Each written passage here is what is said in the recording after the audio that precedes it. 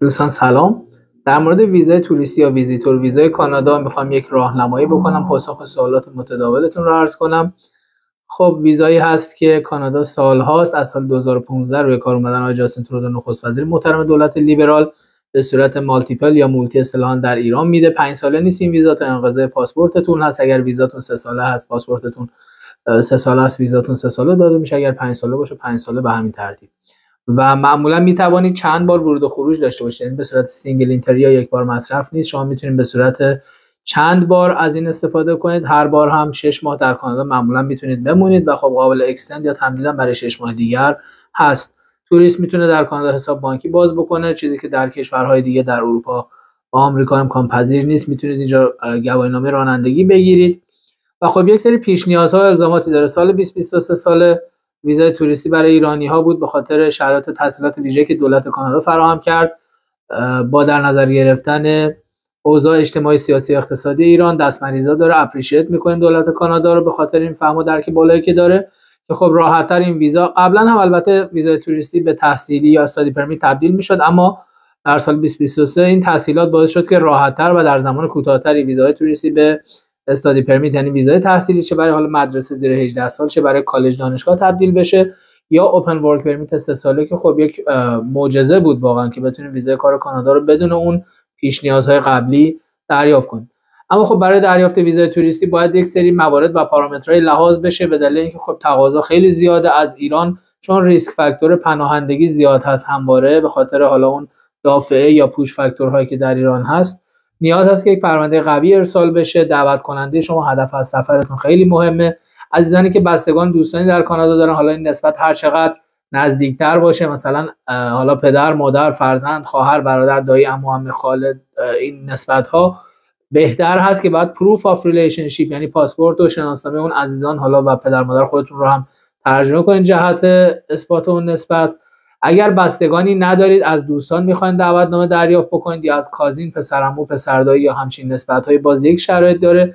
عزیزانی که افرادی رو در کانادا ندارن که مقیم باشن، پرمننت رزیدنت یا سیتیزن شهروند، یا حالا دارن ولی نمیخوان با اونها رو بزنن، باز ما میتونیم دعوتنامه‌های بیزنسی از کنفرانس یا نمایشگاه دریافت کنیم. اگر اساتید دانشگاه هستین، تالیفاتی دارین، مقاله‌ای داشتین، در کنفرانس شرکت کردین، کتاب تالیف کردین، میتونیم از کنفرانس، یا حالا پزشک هستین، دندان پزشک هستین، محقق هستین، موارد این چنینی که از بدنه آکادمیک بیان، و اگر بیزنسمن بودین، کسب و کاری داشتین، در واقع مدیران ارشد شرکت ها بودین، میتونیم برای نمایشگاه براتون اقدام بکنیم. پس پارامتر اول هدف از سفرتون و دعوت کنندتون.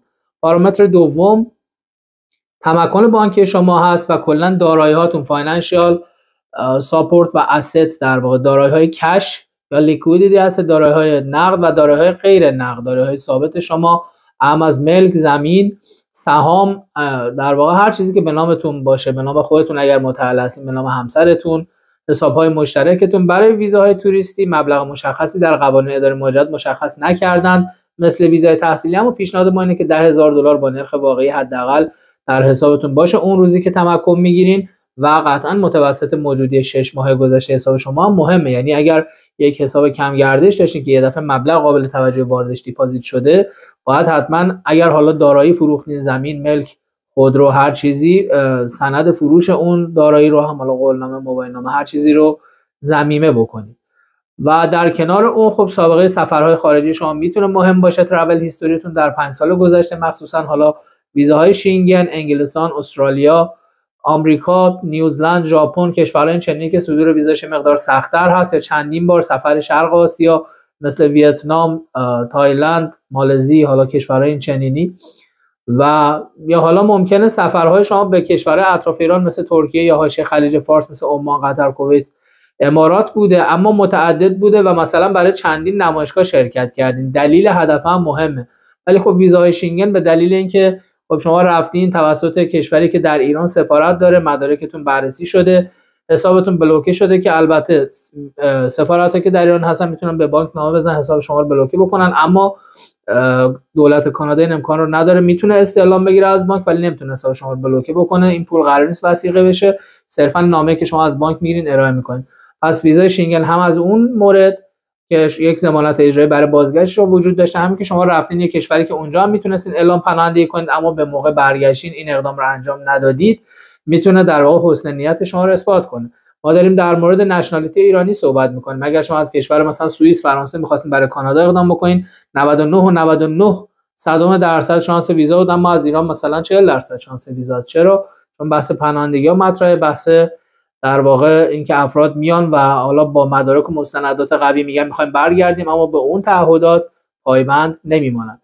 در کنار این مسائلی که عرض کردم، البته اینا پارامترهایی هستن که خب نمیشه یک نسخه واحد داد، تجویز واحدی کرد، یک لباسی نیست که در واقع از پیش دوخته شده تن هر کسی بره. بودن افرادی که با 5 تا شینگن ریجکت شدن، بودن افرادی که بدون هر گونه ترافل هیستوری ویزا گرفتن. هر کدوم از این پارامترها سر جای خودش بررسی خواهد شد. اما معمولا نامه‌های ریجکت یا ریفیوزال لتر میگه که I am not satisfied you leave Canada by the end of visit due to purpose of visit or ties to country of origin or Canada. یعنی چی؟ یعنی افسر متقاعد نشده شما کانادا رو ترک میکنید به خاطر وابستگی‌های در ایران یا به خاطر در واقع مشخص نبودن هدف از سفرتون. و این پارامترها بر حسب تجربه خب میتونه کمک بکنه، ولی در کنار اون چون شما این شانس رو ندارین که افسر پروندهتون رو ببینید، نمیدونین کیه، کجای دنیاست، آماده سازی مدارک و مستندات هم خیلی مهمه. حالا چه ترجمه مدارک، چه فرم ها، چه نامه هایی که ما روی کار قرار میدیم، اما از دعوتنامه‌ای که از طرف بستگان شما نگارش میشه، اینویتیشن لترتون. اگر از کنفرانس نمایشگاه دعوتنامه داریم، باز ما در کنار اون نامه رو قرار میدیم. نامه‌های دفاعیه‌ای که قرار داده میشه. اگر از طریق آژانسی اقدام کنید ریجکت شدین، شاید خیلی شانسی در اقدام بعدی برای ریسابمیت یا کورت نداشته باشین. اما اگر از طریق مجموعه که داخل کاناداست، مجوزهای قانونی، تخصص، تجربه و دانش لازم رو داره اقدام بکنید، خب برای اینکه نامه‌های اکسپلینیشن لتر یا دفاعیه قرار میدیم از طرف شما، خطاب به افسر اداره مهاجرت با اون ترمینولوژی و ادبیات حقوقی که میدانیم خودمون، خب میتونه شانس پرونده رو بالا ببره. در کنارش یک سری ریزکاری‌های مثل ایتنراری ترافل پلان که دی تو دی شما میان کانادا چه کار قرار است انجام بدید و خیلی موارد دیگه که حالا میره توی اجرای کار و همکاران تیم رادسام. اگر شما تمایل داشته باشین ما در خدمتتون باشیم و ما هم ظرفیت خالی برای قبول پرونده ویزا انجام خواهد شد. و خب خدمات ویزا روی وبسایت ما هست، میتونید به بخش خدمات مراجعه بکنید به دو صورت: 0 تا 100 $1500 به ازای هر نفر، دلار کانادا قابل واریز مدل ریالی به حساب ایران، یا حالا نگارش دعوتنامه، دریافت دعوتنامه کنفرانس که میشه زیر خدمات که مبالغ خودش رو داره. اما در مورد تبدیل ویزای توریستی به تحصیلی استادی پرمیت که از قبل هم بود الان هم هست و شرکت رادسام خیلی قوی در این حوزه داره کار میکنه، هم یه کوچولو توضیح بدم.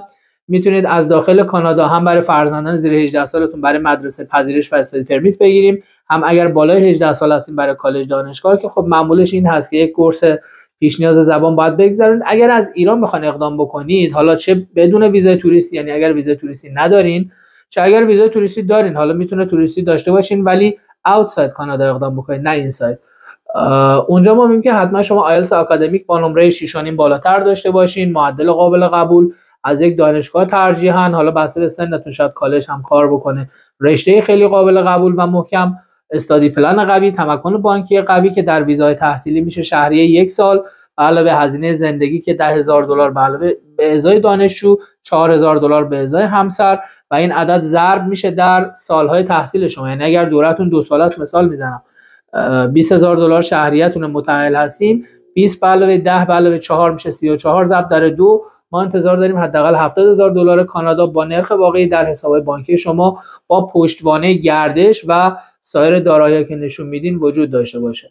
ولی وقتی از داخل کانادا میخواین اقدام بکنین، هم میتونید تمکنتون از بانک‌های کانادایی بگیرین که خیلی موثق‌تر هست و هم نداشتن مدرک آیلتس یا پایین بودن نمرتون نه تنها نقطه ضعفی نیست، بلکه حتی میتونه قانونا اصلا شما باید یک پری‌ریکوئیزیت کورس یا کورس پیش نیاز زبان حداقل 2-3 ماه بگذرونید. لذا مراحل به این صورت از داخل کانادا برای تبدیل ویزای توریستی: اول شما از یک کالج برای یک کورسی که پیش نیاز زبان داره تعیین ساعت انجام میشه و اینها دوره زبان رو میگذرونید، استاپ میکنید، برای استادی پرمیت اقدام میشه. اگر استادی پرمیتتون موفقیت آمیز بود که از داخل کانادا خیلی شانس بالاتره، مخصوصا با شرایط و تسهیلاتی که برای ایرانی‌ها فراهم شده، استادی پرمیت که دریافت شد ادامه میدین و حالا اگر متأهلین برای همسرتون ورک پرمیت دریافت میشه.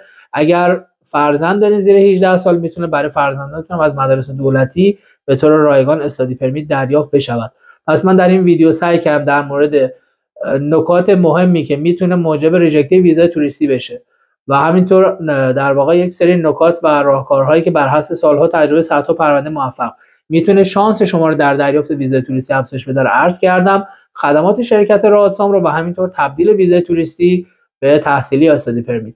براتون آرزوی موفقیت دارم. به امید دیدارتون در کشور زیبای کانادا از طریق مجموعه رادسام هستم. میتونید همین الان با تکمیل فرم ارزیابی اولا به یک مجموعه ویدیوی ارزشمند دست پیدا بکنید. شرایطتون بررسی میشه، دعوت میشیم به جلسات لایو پرسش و پاسخ رایگان. اگر میخواین زودتر با بنده اصرار همکارانم مشاوره داشته باشین، مراجعه میکنیم به سامانه نوبت‌دهی یا رزرو مشاوره اختصاصی.